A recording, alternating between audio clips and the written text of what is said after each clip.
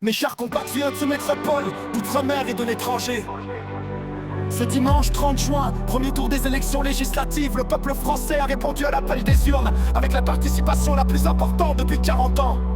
Aujourd'hui, les Français ont été au rendez-vous de leurs responsabilités, ils ont fait honneur à notre démocratie et je tiens à les en remercier.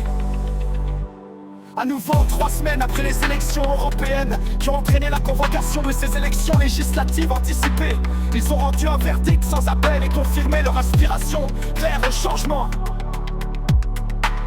En portant les candidats du Rassemblement National et de ses alliés en tête, en leur permettant d'accéder au second tour dans une écrasante majorité de circonscriptions, les Français ont fait naître un espoir sans précédent dans tout le pays. Je veux leur exprimer ma gratitude et je les appelle à rester mobilisés dans un ultime effort dimanche 7 juillet prochain.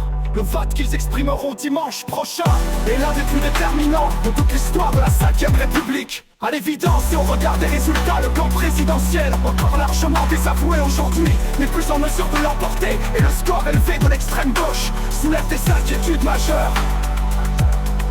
Désormais le choix est clair et un chemin s'offre à la France. D'un côté l'alliance du pire, celle du nouveau Front populaire rassemblé derrière Jean-Luc Mélenchon qui conduirait le pays au désordre, à l'insurrection et à la ruine de notre économie. De l'autre, l'Union nationale, que j'ai l'honneur de conduire, aux côtés de Marine Le Pen, d'Éric Ciotti et de nos alliés. Cette alliance inédite, motivée par l'intérêt national, est désormais l'unique rempart républicain et patriote qui peut faire gagner la France. Protéger nos institutions, rétablir la sécurité, décréter la paix fiscale et défendre le travail. Cette extrême gauche dangereuse a fait le choix d'investir des candidats communautaristes fichés S, aux propos et à l'attitude inacceptable. Elle propose ouvertement dans son projet de désarmer la police, d'ouvrir grand les vannes de l'immigration, d'abolir la loi de lutte contre les squats ainsi que la loi de lutte contre le séparatisme islamiste. Désormais sans limite morale, injurieux à l'égard des institutions et de tous ceux qui pensent différemment d'eux. Monsieur Mélenchon et ses amis font courir à notre nation un péril existentiel. J'appelle donc ce soir tous les Français attachés à leur liberté, au redressement de la France, à me rejoindre pour amplifier la dynamique et faire gagner l'union nationale face à ceux qui entendent nous diviser, abîmer l'ordre public et bafouer nos valeurs. Dimanche prochain, si les électeurs nous accordent une majorité absolue pour redresser le pays, j'entends être le Premier ministre de tous les Français, à l'écoute de chacune et de chacun, respectueux des oppositions, ouvert au dialogue et soucieux à chaque instant de l'unité de la nation. J'entends être le Premier ministre du quotidien, celui qui placera dans ses grandes priorités la défense du pouvoir d'achat, le rétablissement de l'ordre et de la sécurité partout sur le territoire, et bien sûr la reprise en main de notre politique migratoire.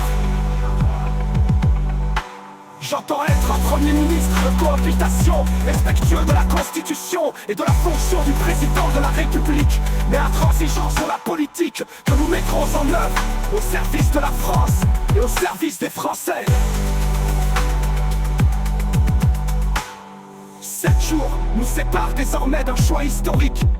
Et je souhaite que cette campagne de second tour puisse se déployer dans un climat apaisé, honnête, respectueux des institutions et des règles démocratiques.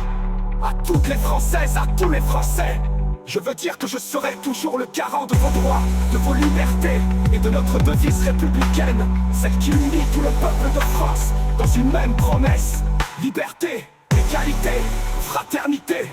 Le temps est venu de porter à la tête du pays des dirigeants qui vous comprennent, qui vous considèrent et qui vous aiment autant qu'ils aiment la France.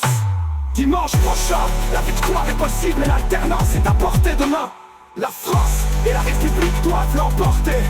Soyons unis, soyons rassemblés, soyons mobilisés pour le changement. Vive la France et vive la République!